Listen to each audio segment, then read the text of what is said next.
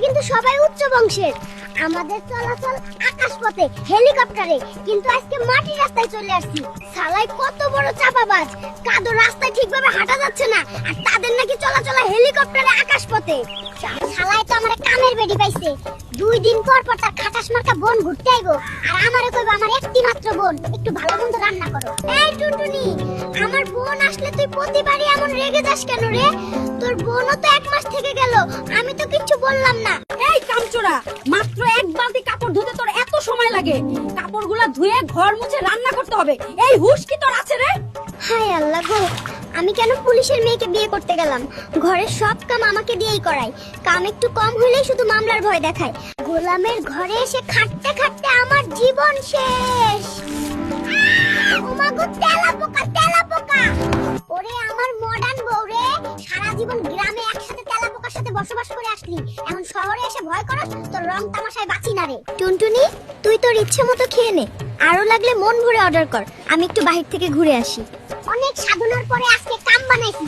শালাই খেয়ে খেয়ে আমারে ফতুর বানাইছে, মন চাইলে ইচ্ছে মতো অর্ডার করে। আজকে বুঝবি মজা বিল দেওয়ার সময়। শালা বেঈমানের ঘরে বেঈমান।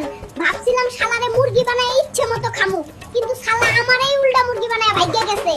এখন থালা বাসন ধুয়ে রেস্টুরেন্টের বিল পরিশোধ করা লাগতেছে। কেন যে শালার মিষ্টি মিষ্টি কথা এত অর্ডার করতে গেলাম, লোভ করতে গিয়ে ফাইসা গেছি রে। টুনটুনি, তুই তো এখন অসুস্থ, তোর তো সেবা যত্ন দরকার। চুল বড় ওই নার্সটারে বাসায় নিয়ে যাই, তোর জন্য অনেক ভালো হবে রে টুনটুনি। কার জন্য ভালো হবে সেটা আমি ভালো করেই জানি রে, লুচ্চার ঘরে লুচ্চা। আমি একটু অসুস্থ হইছি, আর তুই নার্সের সাথে ইটিং পিটিং শুরু করছস রে লুচ্চা। সারাটা দিন গাধার খাটনি খেটে বাসায় আসি, আর তুমি টিভির সিরিয়াল নিয়ে পড়ে থাকো। একটা গ্লাস পানিও তো দিতে পারো আমাকে। হায় রে আমার কপাল রে। বাড়ির কাম তো আর তুমি করো না, এত কাম করি তাও তোমার চোখে পড়ে না। এখন শান্তি থেকে আমাকে সিরিয়ালও দেখতে দিবা না নাকি? স্যার, আপনার নামে অভিযোগ আছে, আপনি নাকি সব জায়গা থেকেই ঘুষ নেন। এমনকি শুনেছি আপনি নাকি 10 টাকা হলেও ঘুষ নেন। বাপের 10 বিঘা জমি বিক্রি করে এই চাকরি নিয়েছি। হিসাব করে দেখেছি সারা জীবন চাকরির বেতনেও এই টাকা উঠবে না, এই জন্য 10 টাকাও ছাড়া যাবে না।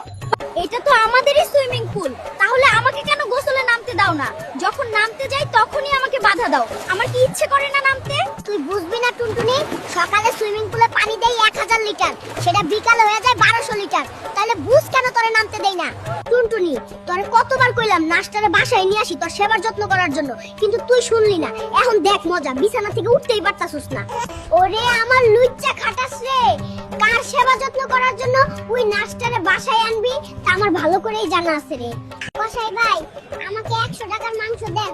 আমার টুনটুনি অনেক দিন ধরে মাংস খাইতে চায়, কিন্তু অভাবের কারণে কিনতে পারি না।